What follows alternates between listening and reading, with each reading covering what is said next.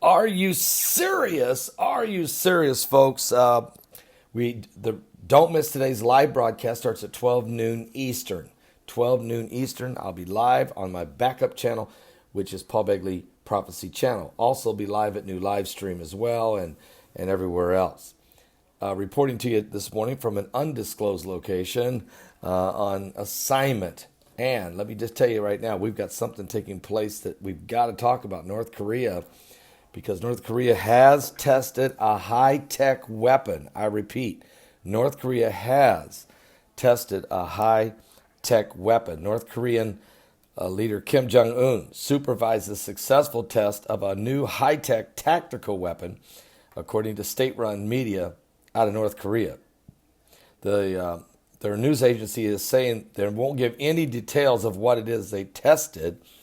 North Korea's first official report of weapons tests this year. In a summit in June, Kim Jong-un and U.S. President Donald J. Trump agreed that the Korean Peninsula should denuclearize, but a detailed plan was never worked totally out. Now, North Korea's state media have provided no details as to what kind of weapon this was, but comes shortly after a report based on satellite imagery identified the extent of North Korea's complex network of missile bases around the country.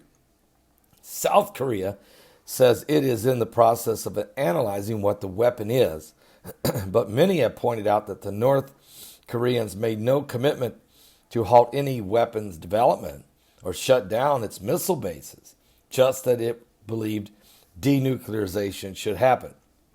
Now, responding to this inspection, the U.S. State Department spokesman said the United States remains confident that the promises made by President Trump and Chairman Kim will be fulfilled on denuclearization. Kim Jong-un inspected the testing of this newly developed high-tech tactical weapon at the Academy of National Defense Science. The testing of this high-tech tactical weapon has been carried out successfully, he said. And the news agency says that Kim Jong-un expressed great satisfaction over the state-of-the-art weapon that builds impregnable defenses of our country and strengthens the fighting power of the People's Army.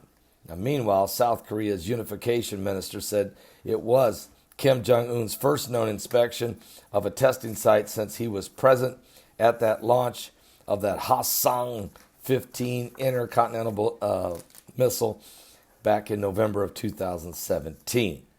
So what does this mean? Where do we go from here, I guess, folks? And will there really be a denuclearization of North Korea?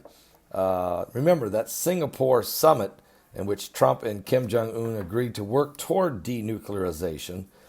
The agreement did not include any timeline, but details or even mechanisms on how to verify the process. But there have been continued discussions going on between the United States and North Korea, and also South Korea.